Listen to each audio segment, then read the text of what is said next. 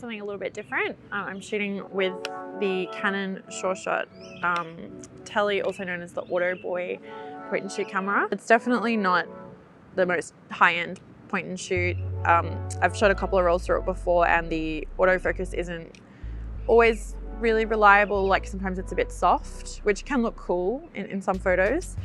But yeah, it definitely doesn't rival like the Contax or the Yashica or like the Nikon 35 or anything like that, but it still has a place, definitely, because it's got, yeah, lots of extra features, and it's just nice to showcase a different point and shoot camera, because we seem to always kind of be hearing about the same one. It's got a multiple exposure setting, which I probably wouldn't use, but it is super cool. It's also got backlight compensation, so if someone's standing in front of a window, there's heaps of backlight that would prevent like silhouette and stuff. I've definitely used that before. The Nikon L35 that I have also has that too. It's got a cool like soft filter for that like Bold and the Beautiful look, if that's what you're going for. Yeah, so it's super lightweight. It's a really great like travel camera. It's not like the smallest point and shoot, like you probably could like put it in your pocket, but yeah, it fits in your handbag nicely, and it's got like this cool original strap on it. It gives like this Asian tourist look. I also think it's good to shoot cameras that maybe aren't so good, because it forces you to put more effort into what you're shooting, and when you get a roll back, every photo might not be a banger, but the ones that are, you're kind of more happy with them because you feel like more of it was, you know, your input rather than like the really great camera you have, like with, you know, really good glass or, you know, whatever. So yeah, I think that's an important thing to do as a photographer, to like get out of your comfort zone and shoot with something different. I'm just gonna chuck some Kodak Color Plus 200 in it. Good ISO for today, and yeah, that film's not super expensive, so I won't be gutted if all the photos don't come out.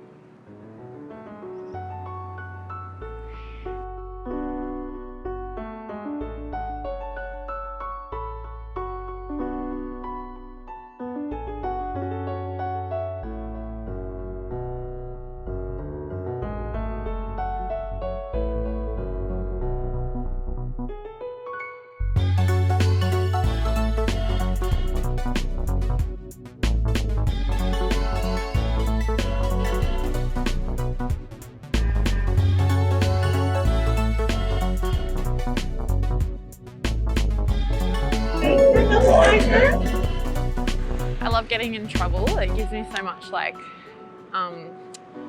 it gives me such a boost to like get like more good photos and be like, ugh.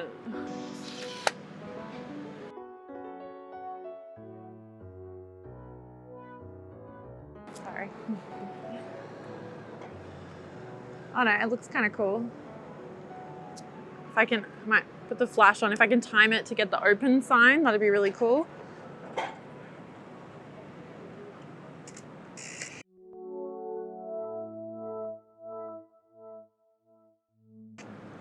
Sweet, I think I got it.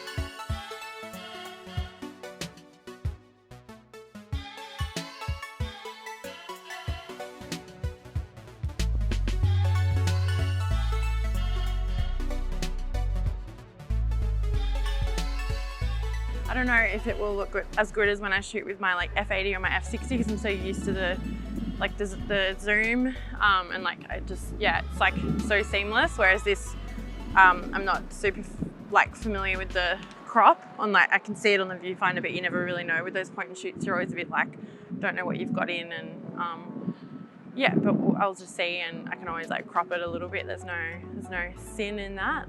So yeah, but yeah, it looks so lush. Like 2 frames left. This looks kind of nice, like the blinds here. Get close up, maybe over there.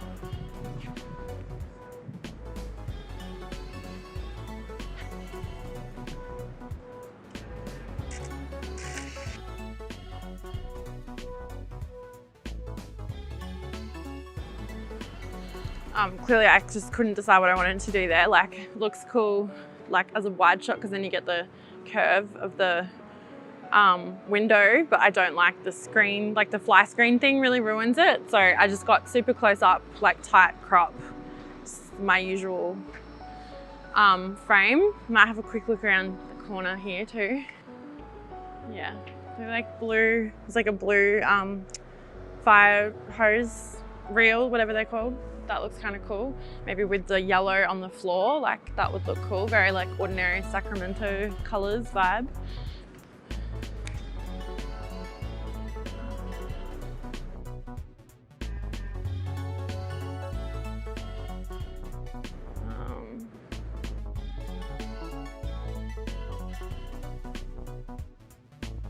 This is 37.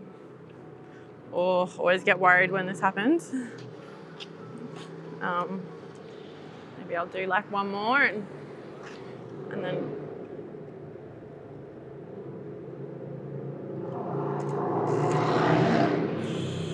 there we go. Phew, good sound. I was listening to like Analog Talk the other day, and like Chris from Analog Talk was, oh no, I think it was the guest they had on, that 2071 photo guy, said that his like contact shot up to like 75 frames or something like that, and like wasn't rolling back, and he was like, oh my god. I was like, I'm like sweating just like thinking about that. Okay.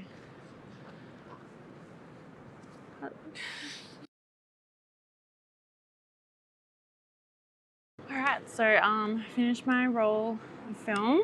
I'm just gonna pop it out and just double check. Yeah, got some really good shots at the end there, or I'm hopefully got like super psyched on all of those. So yeah, drop the sky in, get developed. Something else I didn't mention about this camera, it has a special place in my heart. This was my parents' like family camera. They bought it I think in the 80s at the airport, I think at Heathrow Airport, when we were coming back to Australia. And yeah, it was like, you know, considered like a pretty good camera. Then I think they paid like a decent amount for it. And they had the case and everything. And yeah, all my family photos were taken on this, not this exact camera, but this same camera. And when I got into film photography when I was a teenager, like I was buying, you know, point and shoots from op shops and stuff. And my mum said, oh, I'm pretty sure we still have our camera. So she got it out and yeah, gave it to me, and I did use it back then. I had a lot of cameras on the go, so I don't specifically remember using it then, but I took it to Sydney with me when I moved to Sydney when I was like 17. And yeah, I moved out of a share house and I left it there and I never went back to get it. So my parents were pretty annoyed with me, obviously, because it was like one of the only things that they'd kept, because we moved around a lot. But yeah, and then I saw it on Facebook Marketplace for like 20 bucks. This lady was selling it with the case and the manual and everything, and I was like, oh my god, there it is, like it's come back to me. So I drove and got it, and yeah, like it's been like, you know, we've been reunited, and obviously my mum was happy as well. So yeah, but it's just a cool story, and obviously yeah, it makes me like feel super nostalgic when I see this camera. And we used to always use like the soft filter back then, like me and my mum. Yeah, we thought it made us look like, you know, really beautiful, but it's like super cheesy. So it's kind of the same as like Billy Corgan's like Gish guitar story, but with a camera. and like not as cool because like I'm not Billy Corgan. I just wanted to say thanks for watching and subscribing and commenting and everything. I've only been doing the channel for 2 weeks now, and yeah, I've had some like really awesome conversations with people and connected with people like all over the world, which is really cool. It makes me feel like part of the community having this channel, especially like more so than Instagram. I think Instagram is great, but you don't yet get that full story of someone and their photography. It's just a photo and an algorithm and all of that. So yeah, I'm just finding this like really rewarding. I feel like I've had a few conversations lately with people about being really happy with a photo and putting it on Instagram, and then it kind of like just flops, or like you feel like that's where it goes to die, you know, and then you get super down because you're like, I really liked that photo, and like you feel like no one noticed it, even though it's just, you know, it's because there's just so much stuff on there.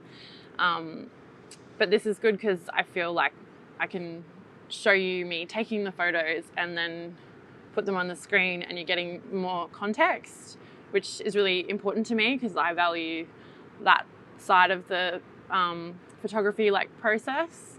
So comment below, let me know what you think of the Canon Sure Shot and the photos from it. Let me know your favorite photo, and yeah, let me know anything you'd like to see on the channel. Give me a thumbs up or a thumbs down, and hit the subscribe button for more videos. Hoping to have something out like every week. So yeah, thanks so much guys, bye.